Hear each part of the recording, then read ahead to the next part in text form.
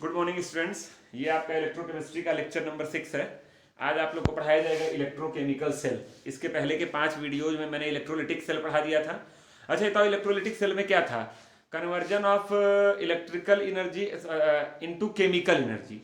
हमारे पास बैटरी थी, करंट था, हम बैटरी से करंट फ्लो कराकर एक केमिकल रिएक्शन परफॉर्म कराए थे। उसी पर पढ़े थे फैराडे लॉ, और फैराडे लॉ पे लगाए थे न्यूमेरिकल।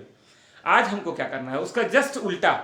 आज हमारे पास एक केमिकल रिएक्शन होगा और केमिकल रिएक्शन की मदद से हमको करंट प्रोड्यूस करना है। करंट, सोचिए आपके घर में बिजली आती है, आप उसका पर यूनिट पैसा देते हैं ना, वो करंट आप अपने घर में भी प्रोड्यूस कर सकते हैं with the help of chemical energy. हम एक केमिकल रिएक्शन परफॉर्म कराएंगे, केमिकल रिएक्शन से केमिकल एनर्जी निकलेगी और उस केमिकल एनर्जी को हम कन्वर्ट कर देंगे करंट में, इलेक्ट्रिकल एनर्जी में। तो आज के टॉपिक में हमको यही पढ़ना है, इलेक्ट्रोकेमिकल सेल। अच्छा, ये टॉपिक अपने आप में बहुत बड़ा है, ठीक है। जैसे नॉर्मली क्लास में पढ़ाता हूं तो मैं एक दिन केवल इलेक्ट्रोकेमिकल सेल समझाता हूं, फिर अगले दिन इसका रिप्रेजेंटेशन समझाता हूं, फिर उसके अगले दिन मैं इस पर क्या कहते हैं कुछ फार्मूले बताता हूं, और उसके बाद 2 दिन न्यूमेरिकल लगाता हूं। लेकिन वीडियो में मैं इतना लंबा गैप नहीं रखूंगा, तो मैं आपको समझाऊंगा थोड़ा सा तेजी से।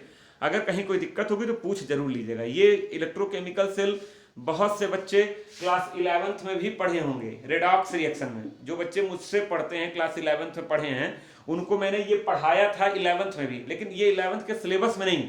तो बहुत से लोग 11th में स्किप कर देते हैं, सीधे 12th में पढ़ाते हैं, ठीक है। तो अगर आप 11th में पढ़े हैं तो आपका रिवीजन हो रहा है। अगर आप 11th में नहीं पढ़े तो पूरा ध्यान से पढ़िएगा, पूरा का पूरा चैप्टर इसी पर बेस्ड है।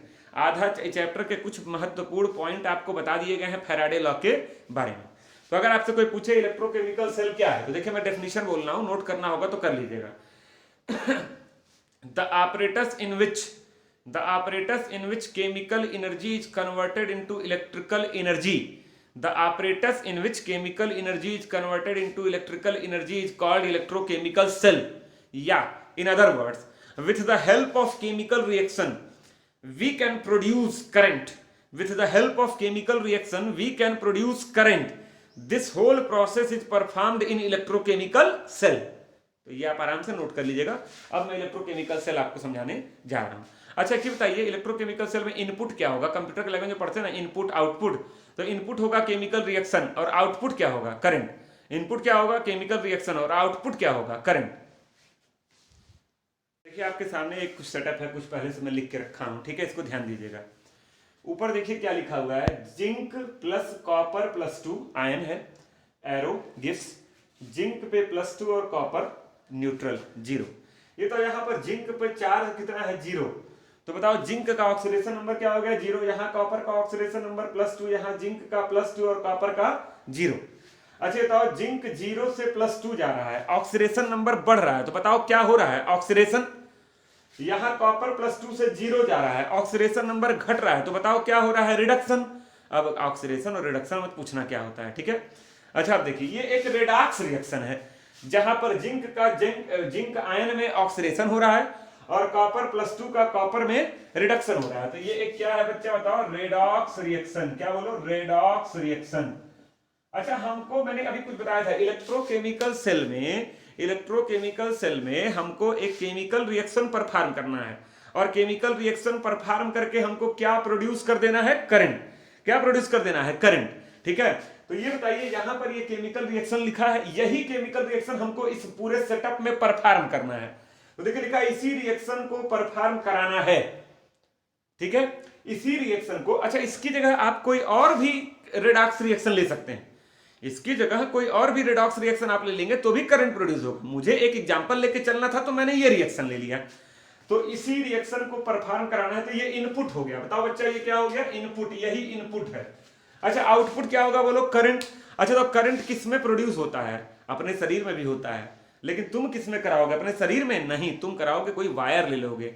लेकिन वायर में करंट फ्लो होगा तो तुमको बताएगा कौन कि करंट फ्लो हो रहा है? तो इसके लिए तुम क्या लोगे? अमीटर लोगे। अमीटर एक यंत्र होता है, जब करंट फ्लो होता है तो उसकी सुई में डिफ्लेक्शन होता है, जिससे आप जान रहे हैं, करंट जान जाते हैं कि करंट फ्लो हो रहा है। तो देखिए, ये जो लिया है मैंने रेड कलर से जो लिया है, ये वायर है। क्या है बताओ बच्चा? वायर है, ठीक है। और ये ए जो लिखा है, ये क्या बताओ? यहीं छोटा सा लिख दे रहा हूं, अमीटर है। स्पेलिंग देख लीजिएगा अमीटर का, ये अमीटर है, ठीक है। अमीटर बताएगा करंट फ्लो हो रहा है कि नहीं हो रहा है। और ये रेड वाला जो है, ये आपका क्या है? वायर है। अब देखिए मैंने मेन चीज क्या लिया हुआ है, 2 बीकर लिया हुआ है। देखिए 2 बीकर, 2 बीकर लिया है। अच्छा, हमको यही रिएक्शन परफॉर्म कराना है, तो हम इस बीकर के अंदर जो भी केमिकल लेंगे इसी रिएक्शन से रिलेटेड लेंगे। अच्छा, मैंने रिएक्शन आयनिक फॉर्म में लिखा है, आप ऐसे भी लिख सकते हो, जिंक प्लस कॉपर सल्फेट। याद करो क्लास 10 से पढ़े होगे डिस्प्लेसमेंट रिएक्शन का एग्जांपल। तो यहाँ जिंक प्लस कॉपर सल्फेट, जब कॉपर सल्फेट को पानी में घोलते हैं तो वही आयनाइज होता है, कॉपर +2 में और सल्फेट पर -2, gives zinc sulphate plus copper. तो मैंने आयनिक फॉर्म में लिखा है, आप इसको होल पूरे कंप्लीट फॉर्म में भी लिख सकते हैं, ठीक है। तो इस बीकर में मैंने भर दिया, देखिए भर दिया जिंक सल्फेट का सॉल्यूशन, ये सॉल्यूशन है, एक्वस सॉल्यूशन, बोलो क्या है, एक्वस सॉल्यूशन। तो इसमें मैंने भर दिया जिंक सल्फेट का सॉल्यूशन। तो बताओ जिंक सल्फेट एक्वस, AQ का मतलब एक्वस, तो ये क्या देगा, जिंक पे +2, थोड़ा बोर्ड छोटा पड़ जा रहा है, छोटा छोटा लिख रहा हूं, कहीं दिक्कत होगी बताना है, सल्फेट पे -2। और इस बीकर में मैंने भर दिया कॉपर सल्फेट का सॉल्यूशन। किसका सॉल्यूशन भर दिया, बोलो, कॉपर सल्फेट का सॉल्यूशन। तो ये तो कॉपर सल्फेट जब एक्वस तुम लोगे तो ये क्या देगा, एक्वस लोगे तो ये क्या देगा, कॉपर पे +2 और SO4 पे -2। अच्छा, यानी इस सॉल्यूशन के अंदर खूब जिंक पे +2 वाले कई आयन हैं, और उतने ही सल्फेट पे नेगेटिव -2 वाले भी आयन हैं, क्योंकि एक जिंक सल्फेट एक आयन दे रहा है जिंक का और एक आयन दे रहा है सल्फेट का, चार्ज दो दो है, आयन तो एक एक है। तो अगर 10 जिंक सल्फेट लोगे तो 10 ये भी 10 ये भी, 50 कॉपर सल्फेट लोगे तो 50 ये भी 50 ये भी, ये दिमाग में है। अच्छा, जिसका, एक और सुन लो, जिसका सॉल्यूशन उसी की रॉड, अगर जिंक सल्फेट का एक्वस सॉल्यूशन लिए हो तो उसमें जिंक रॉड को डुबो दो, अगर कॉपर सल्फेट का एक्वस सॉल्यूशन लिए हो तो उसमें कॉपर रॉड को डुबो दो, और दोनों रॉड को वायर से कनेक्ट कर दो और बीच में क्या लगा दो, अमीटर। ये एक सिंपल सा सेटअप मैंने आपके सामने बनाया। 2 बीकर लिया, एक में जिंक सल्फेट का सॉल्यूशन, एक में कॉपर सल्फेट का सॉल्यूशन। जिसमें जिंक सल्फेट का सॉल्यूशन उसमें जिंक रॉड डिप, जिसमें कॉपर सल्फेट का सॉल्यूशन उसमें कॉपर रॉड डिप। दोनों रॉड को वायर से कनेक्ट कर दिया, क्योंकि उसी वायर में क्या फ्लो कराएंगे, करंट, और बीच में क्या लगा दिया, अमीटर, ठीक। अच्छा, ये पूरा का पूरा जो सेटअप है, आप ध्यान से देखिए, ये पूरा का पूरा जो सेटअप है, ये पूरा का पूरा सेटअप इलेक्ट्रिकली न्यूट्रल है। कैसे न्यूट्रल है ये बताइए। इस बीकर में जितने पॉजिटिव आयन है उतने ही क्या है, निगेटिव आयन है। तो बताओ ओवरऑल ये बीकर का सॉल्यूशन क्या हो गया, न्यूट्रल। ये बताओ इस बीकर में जितने पॉजिटिव आयन है उतने ही निगेटिव आयन है, तो ओवरऑल ये सॉल्यूशन भी क्या हो गया, न्यूट्रल। ये बताओ जिंक की रॉड यहां लिखा है, जिंक न्यूट्रल मटेरियल होता है, जिंक न्यूट्रल एलिमेंट है। तो बताओ जिंक की रॉड पर कितना चार्ज है, 0, न्यूट्रल। कॉपर की रॉड पर कितना चार्ज है, 0, न्यूट्रल। मतलब दोनों बीकर के सॉल्यूशन भी न्यूट्रल, दोनों जिंक और कॉपर की रॉड भी न्यूट्रल, मतलब whole system is completely neutral. अच्छा, अब देखिए, अच्छा मैंने आपको बताया था कि ये तो 2 तरह के प्रोसेस होते हैं, स्पॉन्टेनियस और नॉन स्पॉन्टेनियस। स्पॉन्टेनियस प्रोसेस अपने आप परफॉर्म होते हैं और एनर्जी रिलीज करते हैं। तो अगर मैं आपसे पूछूं, बताओ ये प्रोसेस स्पॉन्टेनियस है या नॉन स्पॉन्टेनियस, तो मैं बोल रहा हूं स्पॉन्टेनियस। स्पॉन्टेनियस का मतलब जो अपने आप हो, भाई अपने आप अगर ये प्रोसेस होगा तभी तो केमिकल एनर्जी रिलीज होगी, और उस केमिकल एनर्जी की मदद से हम क्या प्रोड्यूस करेंगे, करंट। लेकिन आपको एक चीज और मैंने बताया था, स्पॉन्टेनियस प्रोसेस 2 तरह के होते हैं, एक जो अपने आप हो और एक जिनको स्टार्ट करना पड़े, लेकिन स्टार्ट करने के बाद अपने आप होने लगे। तो ये वो वाला प्रोसेस है जिसको स्टार्ट करना पड़ेगा। तो आइए इसको स्टार्ट करते हैं। स्टार्ट कैसे करते हैं वो मैं ऐसे ओरली आपको बता दे रहा हूं। एक बैटरी लगाते हैं और बैटरी के थ्रू 1.1 वोल्ट, कितना बताओ बच्चा, 1.1 वोल्ट, 1.1 वोल्ट बैटरी के थ्रू, 1 बहुत कम है, बैटरी के थ्रू 1.1 वोल्ट की सप्लाई देते हैं। जैसे ही आप 1.1 वोल्ट की सप्लाई देंगे, ये प्रोसेस अपने आप स्टार्ट हो जाएगा, ये प्रोसेस अपने आप स्टार्ट हो जाएगा। तो 1.1 वोल्ट को मैंने मिटा दिया, ये आप कहीं नोट कर लीजिएगा। कोई पूछेगा ये प्रोसेस क्या है, स्पॉन्टेनियस है। ये एक ऐसा स्पॉन्टेनियस प्रोसेस है जिसको स्टार्ट करना पड़ेगा, और स्टार्ट करने के बाद ये अपने आप होगा। तो इसको मैंने स्टार्ट कर दिया। अच्छा, तो जिंक और कॉपर में किसका, जब भी आप लोग 10th में पढ़े होंगे, जिंक और कॉपर में कौन ज्यादा रिएक्टिव मेटल है, zinc. Zinc is more reactive metal than copper. Zinc copper को डिस्प्लेस कर सकता है, लेकिन कॉपर जिंक को डिस्प्लेस नहीं कर सकता है। तो जैसे ही ये प्रोसेस शुरू होगा, तुरंत कॉपर की, जिंक की रॉड का शुरू हो जाएगा ऑक्सीडेशन। बोलो बच्चा, क्या शुरू हो जाएगा, ऑक्सीडेशन। तो देखिए यहां मैं लिख रहा हूं ऑक्सीडेशन। जिंक की रॉड का शुरू, थोड़ा जगह कम है, छोटा लिखूंगा, जिंक की रॉड का शुरू हो गया ऑक्सीडेशन। ये जिंक की रॉड जो जिंक सल्फेट के सॉल्यूशन में डूबी हुई है, इसका ऑक्सीडेशन शुरू हो गया। तो बताइए जिंक का जब ऑक्सीडेशन होता है तो ये क्या देता है, जिंक पर +2 और 2 इलेक्ट्रॉन, क्या देगा, जिंक पर +2 और 2 इलेक्ट्रॉन। पता नहीं आप जानते हैं कि नहीं जानते हैं, आज जान जाइए। मैं फ्रेम से हट जा रहा हूं, ये कोने का दिखे जिससे आपको आपस मेरी आवाज सुनिए। ये बताओ ये क्या है? ये आयन है। ये क्या है? आयन है। ये आयन है। और ये क्या है? इलेक्ट्रॉन है। बताओ बच्चों ये क्या है? इलेक्ट्रॉन है। अच्छा आपको पता है आयन का एग्जिस्टेंस कहां होता है? Exist in the solution. Exist in the solution, ये सॉल्यूशन में एग्जिस्ट करता है। और आयन का एग्जिस्टेंस कहां होता है? In the metals. In the metals, sorry electron का इन द मेटल्स। आप पढ़े होंगे फ्री इलेक्ट्रॉन का एग्जिस्टेंस कहां होता है? In the metals. मतलब आयन, ये कभी सुने हो आयन कैसे बनता है? जब पानी में घोलते हैं तभी ना आयनाइज होता है। तो ये तो आयन कहां एग्जिस्ट करेगा? सॉल्यूशन में। और फ्री इलेक्ट्रॉन कहां एग्जिस्ट करेगा? फ्री इलेक्ट्रॉन बोल रहा हूं, इलेक्ट्रॉन नहीं। फ्री इलेक्ट्रॉन कहां एग्जिस्ट करेगा? मेटल में। मेटल्स के अंदर खूब ढेर सारे फ्री इलेक्ट्रॉन होते हैं, तभी करंट फ्लो होता है। ये भी मैं सेकंड वीडियो में या फर्स्ट वीडियो में बताया हूं, जाके देख लेना। करंट फ्लो किसकी वजह से होता है? Free charge. और फ्री चार्ज कितने तरह के होते हैं? दो, एक आयन और दूसरा इलेक्ट्रॉन। आयन कहां पाए जाते हैं? सॉल्यूशन में। इलेक्ट्रॉन फ्री कहां पाए जाते हैं? मेटल्स के अंदर। तो ये तो जिंक की रॉड का ऑक्सीडेशन होगा तो ये नीचे से घुलेगा, डिजॉल्व होगा, डिजॉल्व। तो जिंक +2 आयंस कहां चले जाएंगे? सॉल्यूशन में। सॉल्यूशन में चले जाएंगे जिंक +2 आयंस। ठीक है। अच्छा पहले से भी मौजूद थे जिंक +2 आयन, ये दोनों पहले से मौजूद थे। ठीक है। और ये तो कौन सी चीज, ये दो इलेक्ट्रॉन है, ये कहां रह जाएंगे? रॉड पर। इलेक्ट्रॉन सॉल्यूशन के अंदर नहीं उतरेंगे। अबे इलेक्ट्रॉन अगर सॉल्यूशन के अंदर कैसे उतर जाएंगे भाई? फ्री इलेक्ट्रॉन का एग्जिस्टेंस कहां होता है? मेटल्स पे होता है।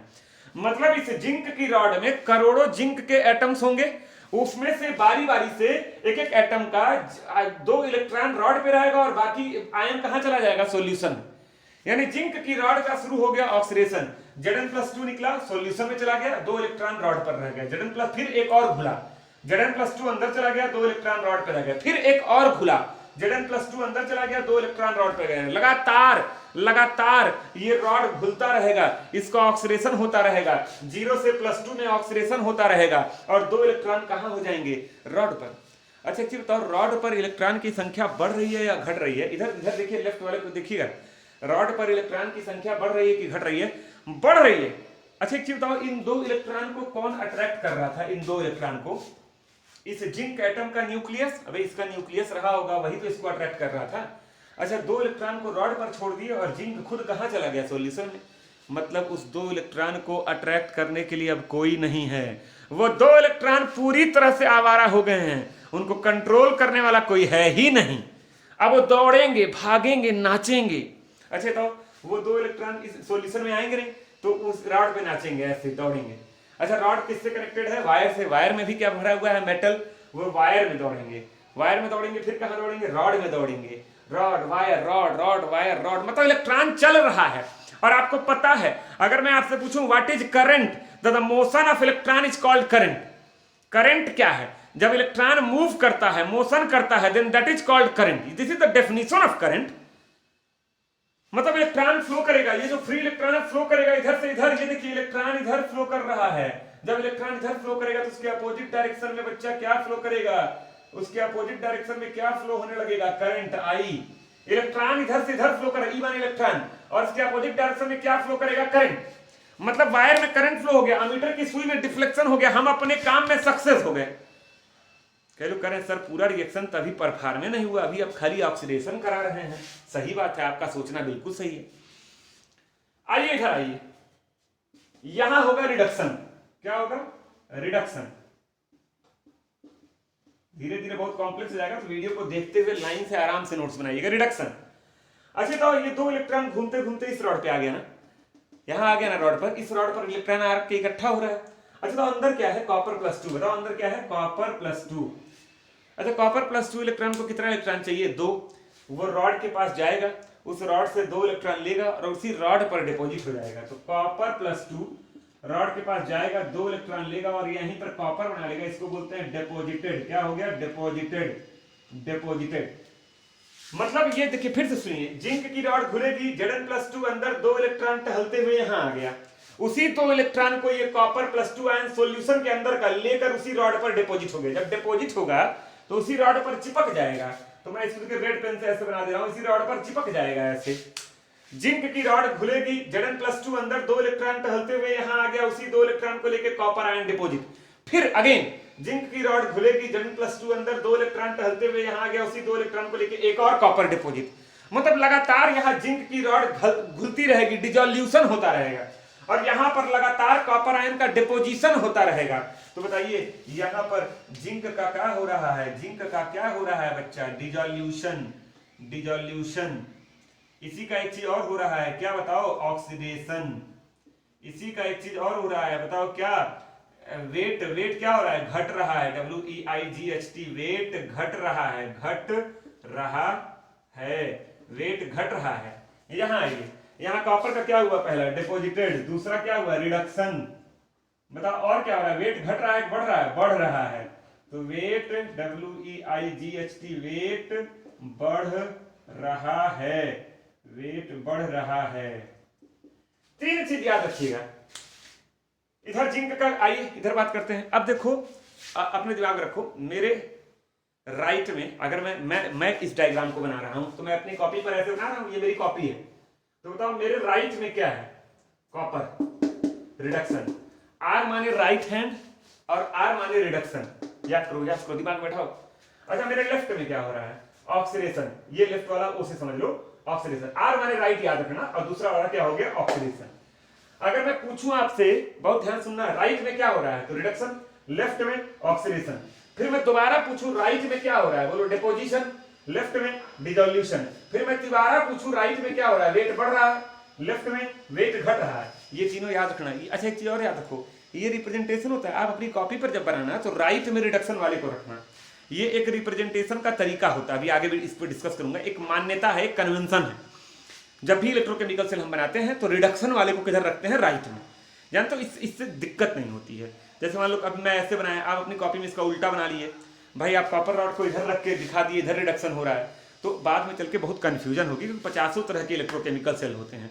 तो ये एक कन्वेंशन है, आप जिद पे अड़ना चाहें अड़ जाइए, लेकिन हर किताबें, हर बड़े बड़े प्रोफेसर यही मानते हैं कि जिधर जिसका रिडक्शन हो उसको किधर रखो, राइट। ठीक है, तो अब मैं ऐसे देखूंगा तब तो मेरे राइट में ऑक्सीडेशन हो रहा है। जिस पर आप बनाए हैं, अगर कॉपी बना रहे हैं तो आप उसको सामने रखिए और तब देखिए राइट में रिडक्शन हो रहा होना चाहिए और लेफ्ट में ऑक्सीडेशन। जैसे मैं बोर्ड, मेरा बोर्ड इधर है तो मैं इधर मुंह करके बोलूंगा, राइट में रिडक्शन, लेफ्ट में ऑक्सीडेशन। ठीक, चलिए ये बताओ ओवरऑल मैंने क्या परफॉर्म कराया, एक रेडॉक्स रिएक्शन। और रेडॉक्स रिएक्शन, यहां पर जिंक का ऑक्सीडेशन करा दिया और यहां पर कॉपर का रिडक्शन करा दिया। देखिए यही रेडॉक्स रिएक्शन मैंने यहां परफॉर्म करा दिया, और इस परफॉर्मेशन के दौरान लगातार वायर में क्या फ्लो हो रहा है, करंट। ये 2 इलेक्ट्रॉन लगातार जा रहा है ना, और ये डिपॉजिट हो रहा है, ये जा रहा है, ये डिपॉजिट हो रहा है, ये जा रहा है, ये डिपॉजिट हो रहा है। लगातार क्या हो रहा है, बताइए क्या हो रहा है, करंट फ्लो हो रहा है। हम सक्सेस हो गए अपनी कहानी में, हमने करंट फ्लो कर दिया। राइट में क्या हो रहा है, रिडक्शन, लेफ्ट में ऑक्सीडेशन, राइट में डिपोजिशन, लेफ्ट में डिसोल्यूशन, राइट में वेट बढ़ रहा है, लेफ्ट में वेट घट रहा है। याद रखिएगा, ठीक है। अच्छा, जब ये पूरा सेटअप बन जाता है तो कुछ देर के बाद, बहुत ध्यान से सुनिएगा भाई, रुकना नहीं है, कुछ देर के बाद सडन करंट फ्लो बंद हो जाता है, अमीटर की सुई में डिफ्लेक्शन बंद हो जाता है। मेरा क्वेश्चन है आपसे, क्यों ऐसा क्यों होता है कि करंट फ्लो कुछ ही देर के बाद बंद हो जाता है? अब इस क्वेश्चन का आंसर, मैं हट गया हूं क्योंकि पूरा बोर्ड भरा है इसलिए मैं हट गया हूं, तो आप पूरा देखते रहिए। अब इस क्वेश्चन का आंसर कुछ बच्चे देते हैं, कहते हैं कि सर हाई घुलते घुलते घुलते घुलते खत्म हो गया होगा, हाई जो है रॉड घुलते घुलते खत्म हो गया होगा। This type of answers are not acceptable. यह आंसर गलत है। ये कौन सा आंसर है यार कि रॉड ही खत्म हो गया होगा? अरे भाई, एक मोल में 6.022 इंटू 10⁻23 एटम्स होते हैं। अगर मैं इसका एक मोल भी ले लूं तो 6.022 गुणे 10⁻23 एटम्स होते हैं। इतना गिनने में ना गिनते गिनते बुढ़ा जाओगे, लेकिन गिन नहीं पाओगे। और तुम तो ये 4 मिनट में उसको घोल के खत्म कर दे रहे हो। नहीं, तो ये आंसर सही नहीं। मैं आपकी बात से सहमत हूं, 2-4 साल में, 5 साल में ये कभी ना कभी घुल के खत्म हो जाएगा, लेकिन 2 मिनट में नहीं हो जाएगा यार। कौन सा ऐसा 2 मिनट में खत्म हो जाएगा? ये आंसर नहीं सही है। कुछ बच्चे कहते हैं सर गर्मी बहुत ज्यादा है, मई का महीना है, हाई सोल्यूशन का पानी सूख जाएगा। ये भी आंसर बचपना और मतलब बेकार आंसर है। ठीक है, ये सारे आंसर सही। कुछ बच्चे कहते हैं सर चूहा तार काट दिया, ये सब आंसर कौन सा आंसर है? तो this type of answers are not acceptable. मैं आपको इसका साइंटिफिक रीजन बता रहा हूं कि ऐसा क्यों होता है। आइए ध्यान दीजिए। ये तो इस बीकर में पहले शुरू में स्टार्टिंग में जितने पॉजिटिव आयन थे उतने ही क्या थे, निगेटिव आयन थे। Number of positive ion is equal to number of negative ion. लेकिन जब प्रोसेस स्टार्ट हुआ तो लगातार बीकर में कौन आ रहा है, पॉजिटिव आयन। देखो पॉजिटिव आयन आ रहा है, निगेटिव इलेक्ट्रॉन तो भाग जा रहा है। बीकर में कौन से आयन की संख्या लगातार बढ़ रही है, Zn+2 पॉजिटिव आयन की संख्या लगातार बढ़ रही है। इस आयन की संख्या लगातार बढ़ रही है बच्चा। अच्छा तो जब जिंक के अंदर इस सॉल्यूशन के अंदर खूब ढेर सारे पॉजिटिव आयन हो जाएंगे तो अपना क्या क्रिएट करेंगे, positive electric field, positive electric field create करेंगे। ये देखिए यहाँ पर क्रिएट होगा, ठीक है, यहाँ पर क्रिएट होगा पॉजिटिव इलेक्ट्रिक फील्ड। तो कैसे मैं दिखाऊं कुछ देर के बाद, ठीक है। तो यहाँ लिख नहीं रहा हूं, बहुत ज्यादा हॉच पॉच हो जाएगा, आप सुन लीजिए। कुछ देर के बाद इस बीकर के ऊपर एक पॉजिटिव इलेक्ट्रिक फील्ड क्रिएट हो जाएगा और जैसे ही इलेक्ट्रॉन निकलेगा कि चले टहल के आए, इलेक्ट्रॉन पर कौन सा चार्ज है, निगेटिव। जब ये positive electric field beaker create कर देगा due to excess of zinc positive ion, due to excess of zinc positive ion, तो जब इलेक्ट्रॉन निकलेगा तो इलेक्ट्रॉन पर निगेटिव और फील्ड कौन सा है, पॉजिटिव। पॉजिटिव निगेटिव में कौन सा फोर्स लगेगा, अट्रैक्शन, और ये इसको रोक लेगा, इलेक्ट्रॉन को पकड़ लेगा, कहेगा कहां चले, अब नहीं जाना है, बहुत घूम लिए। ये इलेक्ट्रॉन क्यों भाग के यहां जा रहा था, क्योंकि इसको रोकने वाला कोई नहीं था। अब जब यहां पर पॉजिटिव इलेक्ट्रिक फील्ड क्रिएट हो गया तो वो इलेक्ट्रॉन को क्या कर लेगा, कैप्चर कर लेगा, नहीं जाना है। अच्छा मान लो कुछ इलेक्ट्रॉन बदमाशी करते नहीं होते हैं, कुछ लोग झगड़ा करके घर से निकल जाते हैं, घूमेंगे तो घूमेंगे। मान लो निकल ही गया, मान लो निकल गया। आओ यहाँ इस बीकर का जो कॉपर पॉजिटिव आयन है वो रॉड पर डिपॉजिट हो गया, 1 2 3 4 100 1000 2000 4000। जब डिपॉजिट हो रहा है तो बीकर में पॉजिटिव आयन की संख्या घट रही है और इस निगेटिव आयन की संख्या क्या हो रही है, बढ़ रही है। जब निगेटिव आयन की संख्या बढ़ जाएगी तो यहाँ कौन सा इलेक्ट्रिक फील्ड क्रिएट हो जाएगा, निगेटिव। और वो निगेटिव इलेक्ट्रिक फील्ड इलेक्ट्रॉन पे निगेटिव और इस पर निगेटिव, रिपल्सन लगेगा, मतलब ये आने ही नहीं देगा, ढकेल देगा, मत आओ, भाग जाओ। मतलब ना ये जाने देगा ना ये आने देगा, मतलब इलेक्ट्रॉन का मोशन पूरी तरह से जाम हो गया, इलेक्ट्रॉन मूव ही नहीं कर पाएगा। और इलेक्ट्रॉन जब मूव ही नहीं कर पाएगा तो हमारे इलेक्ट्रोकेमिकल सेल में करंट फ्लो क्या हो जाएगा, बंद हो जाएगा। क्या फायदा हुआ, इतना बड़ा सेटअप बनाए, बोर्ड छोटा पड़ गया समझाने के लिए, कई चीज लिखे नहीं पाए हैं, क्या फायदा हुआ। 2 मिनट करंट फ्लो के लिए किए थे, नहीं। इसी समस्या को दूर करने के लिए बड़े बड़े साइंटिस्ट लोगों को बुलाया गया, भैया तो गड़बड़ बात है, तो गलत हो रहा है, इसको कैसे दूर किया जाए। इसी को दूर करने के लिए एक चीज लाई गई, साल्ट ब्रिज। बताओ बच्चा क्या लाई गई, साल्ट ब्रिज। नाम पे जाओ, साल्ट माने नमक, नमक का पुल। इसके अंदर कुछ भी भर सकते हो आप, कोई भी साल्ट, Na+Cl- अगर अगर के फॉर्म में, किस फॉर्म में, प्लस अगर अगर प्लस अगर अगर प्लस अगर अगर, NaCl- और अगर अगर, ठीक है। और ये जेली के फॉर्म में इसको कन्वर्ट कर देता है, पेस्ट के फॉर्म में। इसको बोलते हैं साल्ट ब्रिज। क्या बोलते हैं, साल्ट ब्रिज, ठीक है ना, स्पेलिंग देख लेना, साल्ट ब्रिज। अब होता क्या है, ये करता क्या है, ये बताओ। अगर इस कई लोग कहेंगे सर भर से गिर जाएगा, ये पेस्ट के फॉर्म में है, बहेगा नहीं, पूरा लिक्विड नहीं है और पूरा सॉलिड भी नहीं है, ये सेमी सॉलिड है, सेमी लिक्विड है। अच्छा तो इस बीकर में कौन सा चार्ज बढ़ रहा था, पॉजिटिव। जब पॉजिटिव बढ़ेगा तो वो इसके अंदर से, नली के अंदर से किसको खींचेगा, निगेटिव आयन को, और अपने आप को क्या कर लेगा, न्यूट्रलाइज। यहां कौन सा चार्ज बढ़ रहा था, निगेटिव, तो बीकर के अंदर से किसको खींचेगा, पॉजिटिव आयन को, और अपने आप को क्या कर लेगा, न्यूट्रलाइज। अच्छा ये दोनों बीकर अगर न्यूट्रल होते रहेंगे तो बताओ इलेक्ट्रॉन को कोई रोकेगा नहीं, इलेक्ट्रॉन को कोई पकड़ेगा नहीं, और इलेक्ट्रॉन लगातार फ्लो होगा और करंट फ्लो होता रहेगा। मतलब साल्ट ब्रिज न्यूट्रलाइजेस। अगर कोई पूछे what is the function of salt bridge, note करिए, बोल रहा हूं, नोट करिए, जैसे क्लास में बुलाया जाता है। Salt bridge neutralises the excess positive in the left beaker and excess negative charge in the right beaker. ये राइट बीकर है आपके सामने वाला और ये लेफ्ट बीकर। अपने राइट लेफ्ट देख लीजिए, यही राइट में आ रहा होगा। तो ये न्यूट्रल कर देता है, ये पूरी सर्किट को कंप्लीट करता है। अब देखिए सर्किट कंप्लीट हो गई कैसे, ये देखिए यहां से गए गए गए गए गए, यहां से होते हुए यहां से आए, यहां से आए, यहां से आए, यहां से आए, यहां से एक रिंग स्ट्रक्चर बन गया। जब भी किसी सर्किट में एक रिंग स्ट्रक्चर बन जाता है तो सर्किट कंप्लीट हो जाती है। इसके पहले इनकम्प्लीट थी। ये नमक का पुल है, साल्ट ब्रिज नमक का एक पुल है, ठीक है।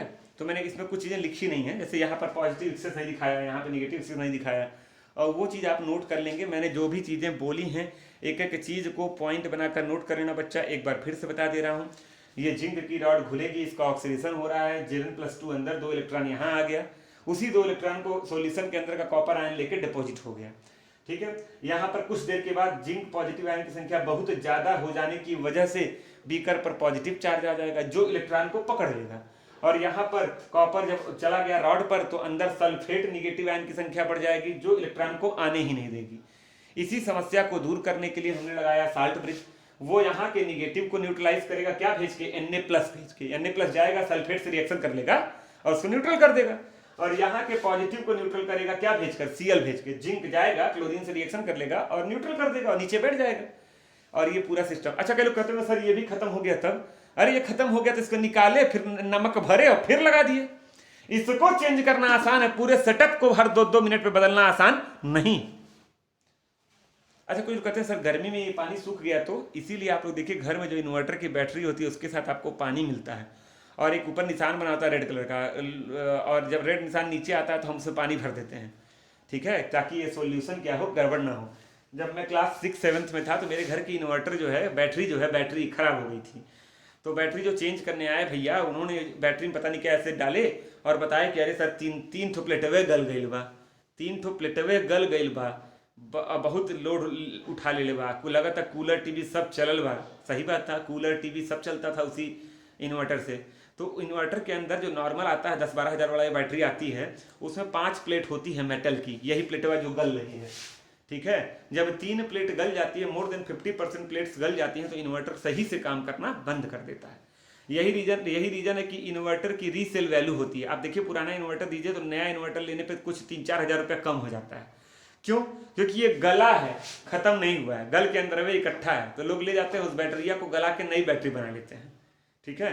तो ये जो आजकल इन्वर्टर आ रहा है उसमें और भी मॉडर्न कॉन्सेप्ट यूज हो रहे हैं। ये तो बहुत पुराना कॉन्सेप्ट है, ओल्ड कॉन्सेप्ट है, कुछ इससे कनेक्टेड है। ये फिजिक्स मुझे, मैंने पहले बताया था, बहुत नहीं आती है, फिर भी मैंने आपको देखिए शायद फिजिक्स वाले से बढ़िया समझाया होगा, ये देखिए, ठीक है। तो इसको बढ़िया से आप नोट कर लीजिए। अब इसको मिटाऊंगा मैं, और मिटाने के बाद ये याद रखना, राइट में रिडक्शन, लेफ्ट में ऑक्सीडेशन, ये पूरे चैप्टर भर याद रखना है। राइट में रिडक्शन और लेफ्ट में ऑक्सीडेशन, ठीक है, दिख रहा है दोनों हाथ ना, हाँ, तो याद रखिएगा। और ये पूरा रिडक्शन डिपोजिशन वेट बढ़ रहा है और ऑक्सीडेशन डिसोल्यूशन वेट घट रहा है।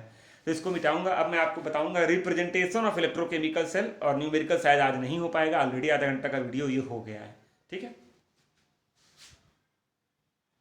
अच्छा, फिर मैं बोल रहा हूँ आगे के जो वीडियोस होंगे, ठीक है, वो इसी से कनेक्टेड होंगे।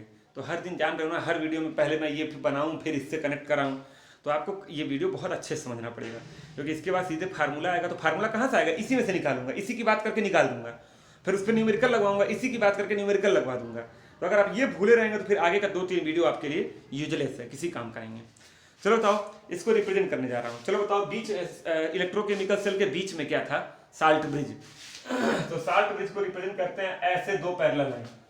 बार बार उतना बड़ा सेल नहीं बनाना है, उसको छोटे में रिप्रेजेंट करना सिखा रहा हूँ। राइट में क्या हो रहा था? रिडक्शन। बताओ लेफ्ट में क्या हो रहा था? ऑक्सीडेशन। ऐसे लिख देते हैं। इसको थोड़ा और मॉडिफाई करते हैं। बीच में साल्ट ब्रिज, राइट में रिडक्शन हो रहा था किसका किसमें? मैंने क्या पूछा? किसका किसमें? याद करो, कॉपर +2 आयन जाकर कॉपर बना रहा था। तो किसका किसमें? कॉपर +2 का कॉपर में। तो लाइन से लिखना, कॉपर +2 ऑब्लिक कॉपर। कई बच्चे कॉपर पहले लिख देते, तब गड़बड़ा जाएगा। किसका किसमें? अच्छा, लेफ्ट में ऑक्सीडेशन हो रहा था, किसका किसमें? याद करो, जिंक की रॉड घुलकर Zn+2 बना रही थी। तो जिंक की रॉड मतलब जिंक ऑब्लिक Zn+2, तो ऐसे लिखते हैं। जिंक का Zn+2 में ऑक्सीडेशन और कॉपर +2 का कॉपर में रिडक्शन, ठीक है। ये इसमें और ये इसमें, राइट में और ये लेफ्ट में। इसको थोड़ा और मॉडिफाई कर रहे हैं। जो सॉलिड होता है, ये सॉलिड था, ये सॉलिड था, ये सॉल्यूशन था, ये सॉल्यूशन था। सॉलिड का कंसंट्रेशन 1 होता है, जिसको लिखने की जरूरत नहीं है, इसको मैं ऐसे लिख दिया, जिंक ऑब्लिक। लेकिन सॉल्यूशन का होता है, इसका कुछ कंसंट्रेशन होगा, तो उसको लिख दिए C1 concentration, double oblique. Copper +2 का भी कुछ कंसंट्रेशन होगा, तो इसको लिख दिए C2 और ऑब्लिक C। तो this is the representation of electrochemical cell. तो चाहे ऐसे रिप्रेजेंट करिए चाहे ऐसे, यहाँ कंसंट्रेशन लिखा, इन दोनों, इसका 1 होगा, इसका 1 होगा। जिंक रॉड है 1, कॉपर डिपॉजिट जो हुआ सॉलिड के फॉर्म में 1, ये जिंक आयन सॉल्यूशन के अंदर जो था, तो कंसंट्रेशन C1, ठीक। ये देख लिए। अब देखिए, अब मान लो बार बार मैं जिंक और कॉपर की बात कर रहा हूं, ये नोट कर लो, स्क्रीनशॉट ले लो, कुछ भी लिख डालो, कुछ भी कर लो, ठीक है। अब देखिए, अगर कहीं पर ऐसे लिखा हो Ag प्लस और 0.1 m double oblique copper plus 2 या हाँ कॉपर ही ले लो, copper plus 2 0.2 m oblique copper. इसका मतलब क्या हुआ? ये एक इलेक्ट्रोकेमिकल सेल है। साल्ट ब्रिज के राइट में कौन है? कॉपर। मतलब कॉपर प्लस 2 का कॉपर में रिडक्शन हो रहा है, राइट वाले का रिडक्शन होता है, ठीक है। और सिल्वर का सिल्वर प्लस में ऑक्सीडेशन हो रहा है। कल सर यहाँ एक ही प्लस है, यहाँ 2 प्लस है, वो तो रिएक्शन में बैलेंस कर लेना, कोफिशिएंट लगा बैलेंस नहीं करते, वो अलग चीज है। तो सिल्वर का सिल्वर आयन में ऑक्सीडेशन हो रहा है और कॉपर प्लस 2 का कॉपर में रिडक्शन हो रहा है। ये एक इलेक्ट्रोकेमिकल सेल, देखिए उतना बड़ा बनाना पड़ा नहीं ना, ठीक है। और बीच में साल्ट ब्रिज है। अच्छा, एक आयन का कंसंट्रेशन दिया, सिल्वर प्लस का इतना है 0.1 m मोलैरिटी और इसका 0.2 m मोलैरिटी। तो कंसंट्रेशन मतलब मोलैरिटी भी होता है, ठीक है। तो ये रिप्रेजेंटेशन, तो ऐसे कोई भी न्यूमेरिकल रहेगा ना, तो हर न्यूमेरिकल में ऐसे कोई भी सेल आपको दे देगा। Ag और कॉपर की जगह लिख देगा निकिल और कोबाल्ट, निकिल कोबाल्ट की जगह लिख देगा A और B, X और Y, कुछ भी लिख के आपको दे देगा। आप समझ जाएंगे साल्ट ब्रिज के राइट वाला रिडक्शन और लेफ्ट वाला ऑक्सीडेशन, और उसके बाद न्यूमेरिकल आप लगाएंगे सोच समझ के, ठीक। अब देखिए एक तो फार्मूला है जो अगले वीडियो में बताऊंगा, अगले लेक्चर में बताऊंगा। आज का काम है केवल इलेक्ट्रोकेमिकल सेल को नोट्स बनाइए आप बढ़िया से, उसकी थ्योरी को पूरा रेडी करिए। अब इलेक्ट्रोकेमिकल सेल में 2 इलेक्ट्रोड थे, एक लेफ्ट वाला एक राइट वाला, 2 पोल नहीं थे, लेफ्ट वाला और राइट वाला। अच्छा, एक चीज आपको और बताना भूल गया हूं मैं, इलेक्ट्रोकेमिकल सेल में उल्टा होता है। इलेक्ट्रोकेमिकल सेल में क्या होता है? उल्टा होता है, ठीक है। जहां पर जो कैथोड एनोड आप बोलते हैं ना, जिसको कैथोड किसको बोलते हैं? निगेटिव को। एनोड किसको बोलते हैं? पॉजिटिव को। याद करो, लेफ्ट बीकर में खूब ढेर सारे निगेटिव इलेक्ट्रॉन इकट्ठा हो रहे थे, ठीक है। अच्छा, आप लोग पढ़े होंगे इलेक्ट्रॉन किधर जाता है? इलेक्ट्रॉन किधर जाता है? कैथोड की ओर, यही ना पढ़े हैं। तो इलेक्ट्रॉन याद करो राइट की ओर भाग रहा था, तो कई बच्चे उसको कैथोड बोलते हैं और इधर वाले को एनोड बोलते हैं, लेकिन यहाँ उल्टा होता है, लेफ्ट वाला कैथोड होता है और राइट वाला एनोड होता है। तो ये आप नोट कर लेंगे, क्योंकि लेफ्ट में खूब ढेर सारे इलेक्ट्रॉन इकट्ठा हुए थे, इसलिए उसको क्या बोलते हैं? कैथोड। अच्छा, इलेक्ट्रोकेमिकल सेल को ही एक नाम देते हैं डैनियल सेल, इसी को बोलते हैं वोल्टेइक सेल, इसी को बोलते हैं गैल्वेनिक सेल, इसी को बोलते हैं इलेक्ट्रोकेमिकल सेल। ये मैंने जब इलेक्ट्रोलिटिक सेल पढ़ाने के पहले चार्ट बनाया था, तो वहां पर चारों पांचों नाम लिखा था, तो अभी नहीं बताया तो मैं सोचना भूल गए हैं। सारे इसी के नाम है, डैनियल, गैल्वेनिक, वोल्टेइक, इलेक्ट्रोकेमिकल, सब इसी के नाम है, ठीक है। न्यूमेरिकल लगवाऊंगा, फार्मूला डिराइव करूंगा इसी से कल नेक्स्ट वीडियो में, और उसके बाद न्यूमेरिकल। तो न्यूमेरिकल चलेगा 3-4 दिन, बहुत बढ़िया बढ़िया न्यूमेरिकल है।